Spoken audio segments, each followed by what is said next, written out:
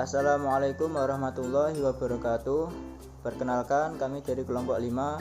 Pada kesempatan kali ini kami akan mempresentasikan tentang aplikasi PCK pada pembelajaran materi gerak dan gaya.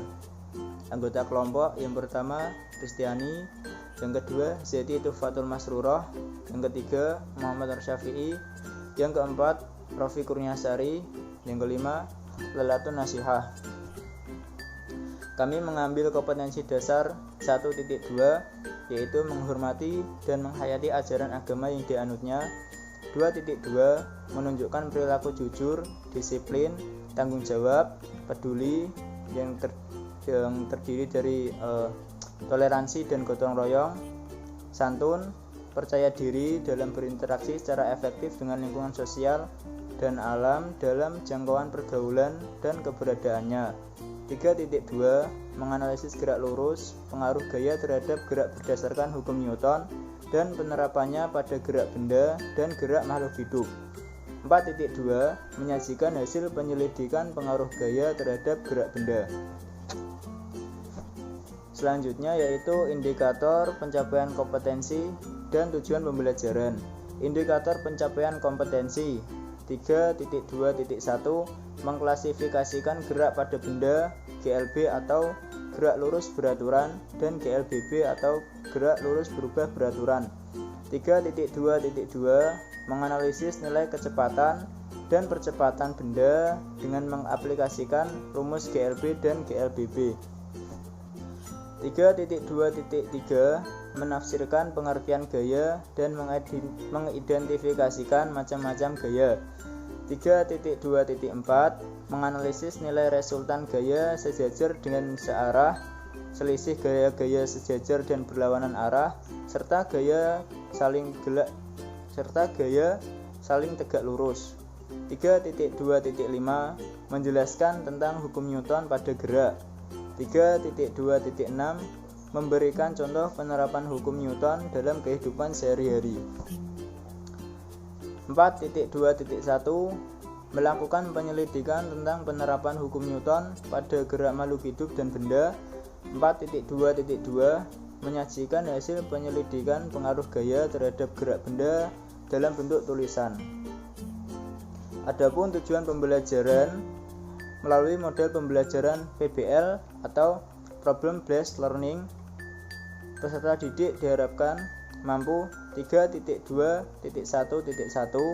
mengklasifikasikan gerak pada benda GLB atau gerak lurus beraturan dan GLBB atau gerak lurus berubah beraturan dengan penuh rasa ingin tahu.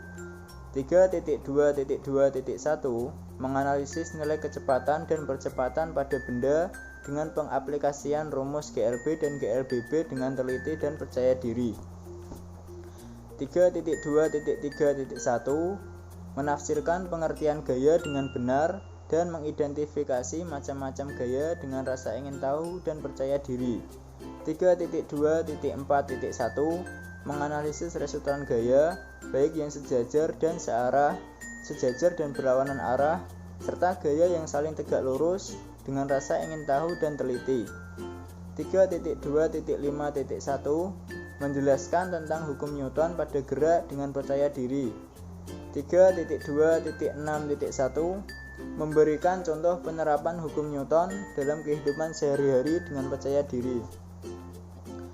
4.2.1.1 melakukan penyelidikan hukum Newton pada gerak makhluk hidup dan benda dengan disiplin dan percaya diri. 4.2.2.1 menyajikan hasil penyelidikan pengaruh gaya terhadap gerak benda dalam bentuk tulisan dengan teliti dan percaya diri. Selanjutnya mengenai materi pembelajaran akan disampaikan oleh Kristiani. Baik, di sini saya akan menjelaskan mengenai materi pembelajaran tentang gerak dan gaya. A. Gerak adalah perubahan kedudukan suatu benda terhadap titik acuannya. Gerak menurut keadaan benda itu ada gerak yang sebenarnya dan ada gerak semu. Sedangkan gerak menurut bentuk lintasannya itu ada gerak lurus, gerak melingkar, gerak parabola, dan gerak tak beraturan. Di sini saya akan menjelaskan mengenai gerak lurus. gerak lurus itu ada dua, gerak lurus beraturan GLB dan gerak lurus berubah beraturan GLBB. Yang pertama, gerak lurus beraturan. Gerak lurus beraturan adalah gerak suatu benda yang lintasannya berupa garis lurus dan besar kecepatannya setiap saat selalu sama atau konstan. Sebagai contoh, dapat diperhatikan gambar seorang atlet pada slide berikutnya. Nah, pada slide ini nampak gambar seorang atlet yang mampu menempuh jarak sejauh 30 meter dalam waktu 6 sekon. Dengan kata lain, seorang atlet tersebut mampu menempuh jarak 5 meter setiap sekonnya. Kemampuan atlet dalam menempuh jarak tertentu setiap sekonnya disebut sebagai kelajuan. Secara sistematis, kelajuan dapat dirumuskan sebagai V sama dengan S per T, di mana V merupakan kelajuan yang satuannya meter per sekon, S sama dengan jarak yang ditempuh satuannya meter, T sama dengan waktu. Dan untuk menghitung kelajuan rata-rata, maka dirumuskan V rata-rata sama dengan S per T, di mana S merupakan jarak total yang ditempuh, T merupakan waktu total yang diperlukan. Untuk yang kedua ada gerak lurus berubah beraturan GLBB. Gerak lurus berubah beraturan adalah gerak lurus yang memiliki perubahan kecepatan setiap sekon atau percepatannya yang selalu tetap. Sebagai gambaran, kita bisa membayangkan saat melakukan perjalanan dari rumah ke sekolah, kendaraan yang kita tumpangi akan bergerak dengan kecepatan yang berubah-ubah tiap waktu. Perhatikan gambar perubahan kecepatan mobil saat menjauhi lampu hijau dan mendekati lampu merah. Pada saat mobil menjauhi lampu hijau, maka mobil tersebut akan mengalami percepatan atau dipercepat. Sedangkan pada saat mobil mendekati lampu merah, maka akan mengalami perlambatan atau diperlambat. Untuk pengertian percepatan adalah pertambahan kecepatan setiap waktu pada benda yang bergerak, sedangkan perlambatan adalah percepatan yang bernilai negatif. Secara matematis, percepatan dapat dirumuskan sebagai berikut. VT itu untuk mencari kecepatan akhir, di mana V0 plus A kali T. Untuk mencari jarak, maka kita dapat menggunakan rumus V0 kali T plus setengah A T kuadrat. Dan untuk mencari percepatan, maka kita dapat menggunakan rumus A sama dengan VT min V0 per T, di mana VT sama dengan kecepatan akhir. Untuk V0 nya itu kecepatan awal dan T merupakan waktu yang ditempuh. Untuk yang B yaitu ada gaya.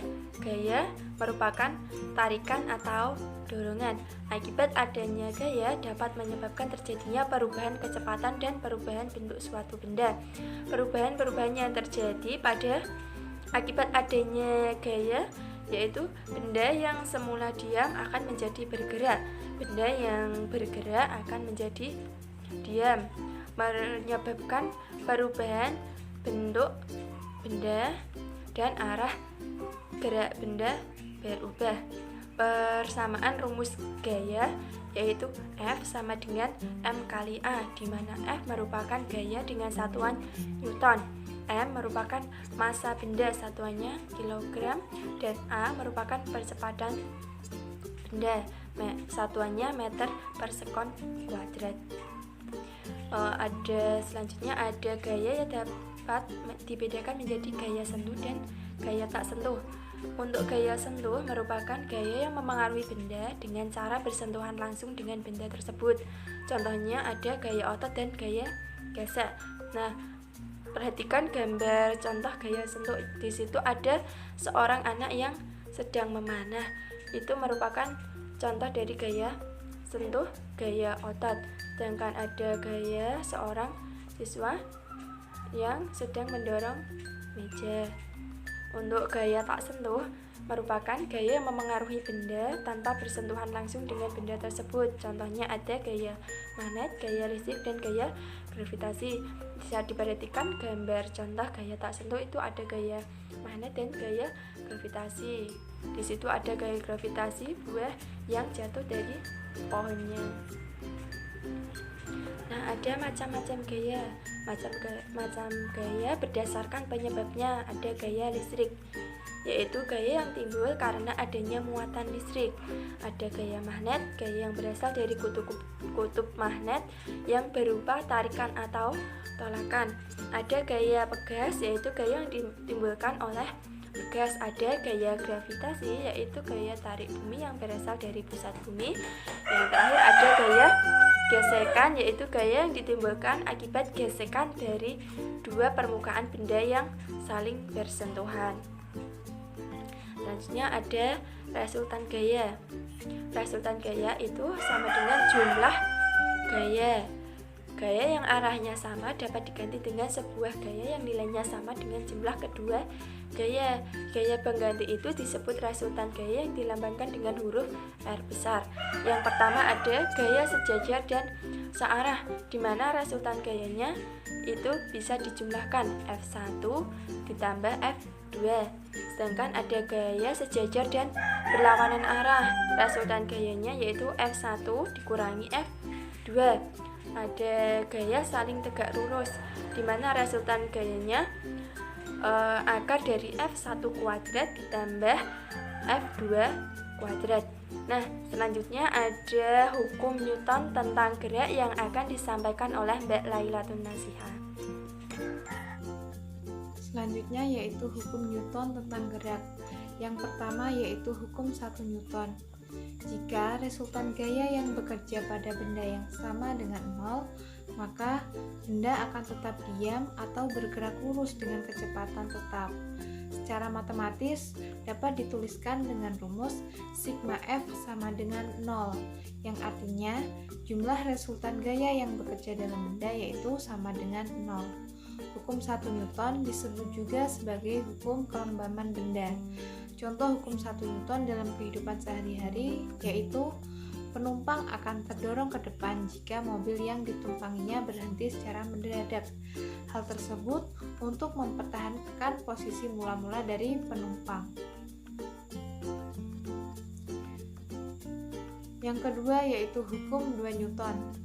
Percepatan yang dialami benda berbanding lurus dengan resultan gaya yang bekerja pada benda tersebut dan berbanding terbalik dengan massa benda.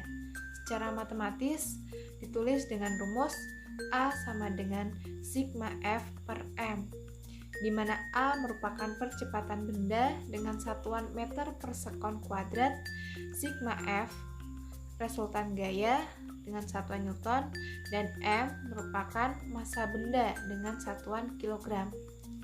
Contoh hukum 2 Newton dalam kehidupan sehari-hari yaitu yang pertama, mobil yang mula-mula bergerak kemudian direm sehingga berhenti. Yang kedua yaitu saat memindahkan meja yang ringan akan lebih cepat daripada memindahkan lemari yang berat jika kita menggunakan gaya dorong yang sama. Yang ketiga yaitu hukum 3 Newton. Jika suatu benda melakukan gaya aksi pada benda lain, maka benda lain tersebut akan memberikan gaya reaksi yang besarnya sama dan arah yang berlawanan. Secara matematis dapat dituliskan dengan rumus F aksi sama dengan min F reaksi, di mana gaya aksi itu sama dengan gaya reaksi dengan arah yang berlawanan dari gaya aksinya. Gaya reaksi berlawanan dengan gaya aksi. Contoh hukum 3 kolom dalam kehidupan sehari-hari yaitu yang pertama, pada saat seseorang berenang, kaki dan tangan mendorong air dan pada saat yang bersamaan juga air mendorong seseorang tersebut bergerak ke depan. Yang kedua yaitu seseorang yang mendorong tembok dan gaya yang diberikan pada tembok tidak membuat tembok tersebut bergeser.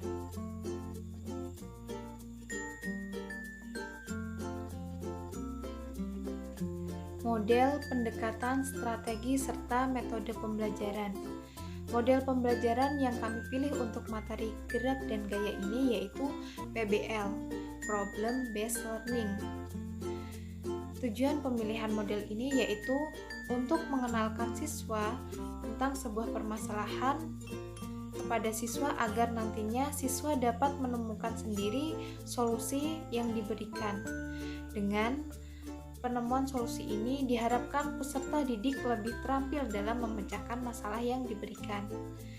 PBL menjadi sebuah model pembelajaran yang berupaya menerapkan permasalahan dalam kehidupan nyata sebagai sebuah konteks untuk para siswa dalam berlatih tentang bagaimana berpikir cerdas dan kritis. Selanjutnya yaitu pendekatan pembelajaran. Pendekatan yang kami pilih yaitu pendekatan saintifik, di mana diharapkan siswa mampu memiliki kapabilitas berpikir kritis, ilmiah, dan analitis. Pendekatan saintifik ini dapat dilakukan dengan cara mengamati, bertanya, menalar, mengumpulkan data, dan mengkomunikasikan. Selanjutnya yaitu ada strategi pembelajaran. Strategi pembelajaran yang kami gunakan yaitu discovery learning atau pembelajaran penemuan. Pada strategi ini, peserta didik ditekankan untuk belajar mandiri. Dan peserta didik diberikan kesempatan untuk terlibat aktif dalam proses pembelajaran. Terdapat beberapa fakta yang menunjukkan bahwa keterampilan-keterampilan, konsep-konsep, dan prinsip-prinsip yang dipelajari melalui pendekatan discovery learning ini menunjukkan kebermaknaan atau kepemahaman yang lebih tentang materi yang sedang dipelajari. Selanjutnya yaitu metode pembelajaran. Metode pembelajaran yang kami gunakan yaitu metode ceramah, eksperimen, diskusi, presentasi.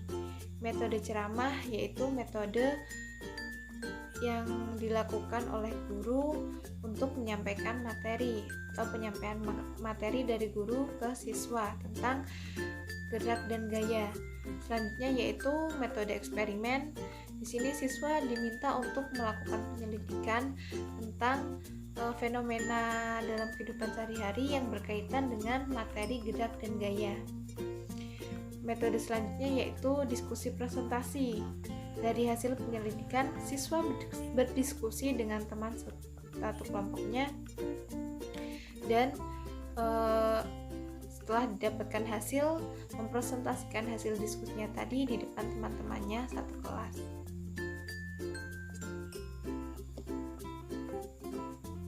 Media, alat, bahan, dan sumber belajar. Media yang kami gunakan yaitu ada LCD, laptop, PowerPoint, materi tentang gerak dan gaya, dan video tentang gerak dan gaya.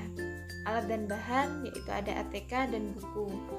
Dan sumber belajar yang kami gunakan yaitu buku sekolah elektronik atau BSE dari beberapa pengarang. Serta dapat juga menggunakan sumber-sumber lain yang berkaitan dengan materi gerak dan gaya. Selanjutnya langkah-langkah pembelajaran.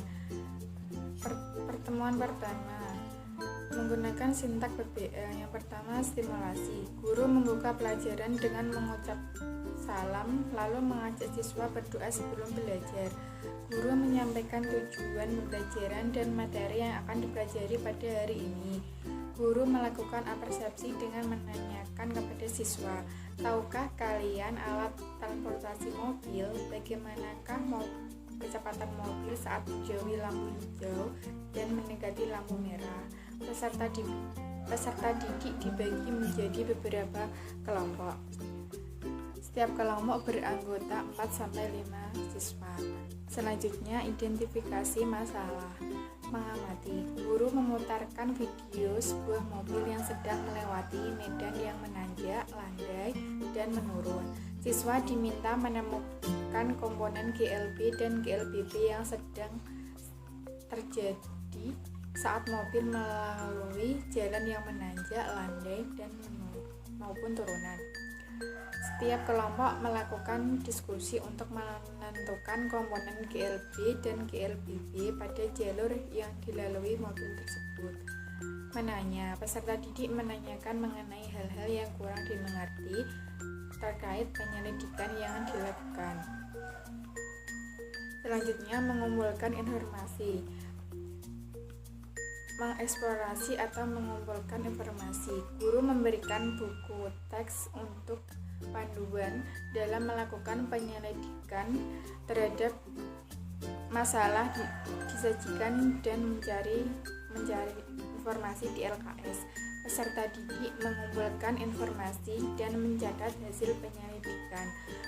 Pengolahan informasi atau data, menalar atau mengasosiasi.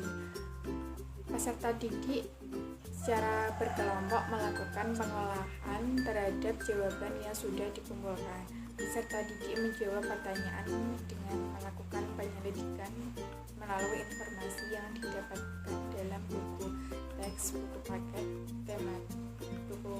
tematik maupun berbagai sumber lainnya untuk membangun pengetahuannya sendiri. Peserta didik menulis jawaban yang sudah didapatkan. Verifikasi hasil, mengkomunikasikan. Peserta didik setiap kelompok mempresentasikan hasil diskusi. Generalisasi, siswa menyimpulkan kegiatan pembelajaran yang telah dilaksanakan. Kemudian guru memberikan evaluasi pembelajaran tersebut. Peserta didik mendengarkan dan memperbaiki hasil diskusi yang kurang sesuai. Selanjutnya, pertemuan kedua. Yang pertama, stimulasi. Guru membuka pelajaran dengan mengucap salam lalu mengajak siswa berdoa sebelum belajar. Guru menyampaikan tujuan pembelajaran dan materi yang akan dipelajari pada hari ini. Guru mengawali kegiatan dengan mengajak peserta didik mengingat kembali materi yang sebelumnya. Guru melakukan persepsi dengan menanyakan kepada siswa, tahukah kalian alat transportasi tradisional? Dendi, apa yang terjadi saat kuda menarik benda? Peserta didik dibagi menjadi beberapa kelompok. Setiap kelompok beranggotakan 4-5 siswa. Selanjutnya, identifikasi masalah. Mengamati. Guru memilih jenis gaya yang bekerja pada ilustrasi tersebut. Menanya. Peserta didik menanyakan mengenai hal-hal yang kurang dimengerti terkait penyelidikan yang dilakukan. Selanjutnya, mengumpulkan informasi atau data. Mengeksplorasi atau mengumpulkan informasi. Guru memberikan LKS untuk panduan dalam melakukan penyelidikan terhadap masalah yang ada di dalam LKS. Peserta didik mengumpulkan informasi dan mencatat data hasil penyelidikan. Selanjutnya, pengolahan informasi atau data, menalar atau mengasosiasi. Peserta didik secara berkelompok melakukan pengolahan terhadap jawaban yang sudah dikumpulkan. Peserta didik menjawab pertanyaan dengan melakukan penyelidikan melalui panduan LKS, buku paket tematik maupun berbagai sumber lainnya untuk membangun pengetahuannya sendiri. Peserta didik menulis jawaban yang sudah didapatkan. Verifikasi hasil, mengkomunikasikan. Peserta didik setiap kelompok mempresentasikan hasil diskusi. Selanjutnya, generalisasi. Siswa menyimpulkan kegiatan pembelajaran yang telah dilaksanakan. Kemudian guru memberikan evaluasi pembelajaran tersebut. Peserta didik mendengarkan dan memperbaiki hasil diskusi yang kurang sesuai. Lalu pada pertemuan ketiga, sintaks PBL. Pada bagian stimulasi, kegiatan pembelajaran, guru membuka pelajaran dengan mengucapkan salam lalu mengajak siswa berdoa sebelum belajar. Guru menyampaikan tujuan pembelajaran dan materi yang akan dipelajari pada hari ini. Guru memberikan pertanyaan sekaligus mengingat kembali materi tentang gerak dan gaya yang bekerja pada makhluk hidup dan benda. Peserta didik dibagi menjadi beberapa kelompok. Setiap kelompok beranggotaan 4-5 siswa. Pada bagian identifikasi masalah, Kegiatan pembelajaran mengamati. Guru menjelaskan mengenai hukum Newton. Guru menampilkan beberapa kegiatan penerapan hukum seperti burung yang sedang terbang, peristiwa rem mendadak, seseorang yang sedang mendayung, dan bola yang menggelinding di atas lantai yang kasar dan di atas lantai yang licin. Peserta didik melakukan penyelidikan pada kegiatan yang dipaparkan oleh guru. Pada kegiatan menanya, peserta didik menanyakan mengenai hal-hal yang kurang dimengerti terkait hukum Newton. Sintaks PBL pada bagian mengumpulkan informasi atau data. Kegiatan pembelajaran mengeksplorasi atau mengumpulkan informasi. Guru memberikan LKS untuk panduan dan melakukan penyelidikan terhadap masalah yang ada di dalam LKS. Setiap kelompok diminta merancang praktikum tentang hukum Newton. Peserta didik berdiskusi dalam kelompok terkait permasalahan dalam praktikum. Pengolahan informasi atau data. Kegiatan pembelajaran menalar atau mengasosiasi. Peserta didik secara berkelompok melakukan pengolahan terhadap jawaban yang sudah dikumpulkan. Peserta didik menulis jawaban yang sudah didapatkan dengan sumber dari buku paket elektronik, buku paket tematik, LKS atau sumber lainnya. Pada bagian sintaks PBL, verifikasi hasil. Mengkomunikasikan. Peserta didik setiap kelompok mempresentasikan hasil diskusi tentang penyelidikan pengaruh gaya terhadap gerak benda. Pada bagian generalisasi, kegiatan pembelajaran, siswa menyimpulkan kegiatan pembelajaran yang telah dilaksanakan, kemudian guru memberikan evaluasi pembelajaran tersebut. Peserta didik mendengarkan dan melakukan evaluasi terhadap hasil diskusi yang kurang sesuai bersama kelompoknya. Cukup sekian presentasi dari kelompok kami. Kurang lebihnya kami minta maaf. Wassalamualaikum warahmatullahi wabarakatuh. Sekian dan terima kasih.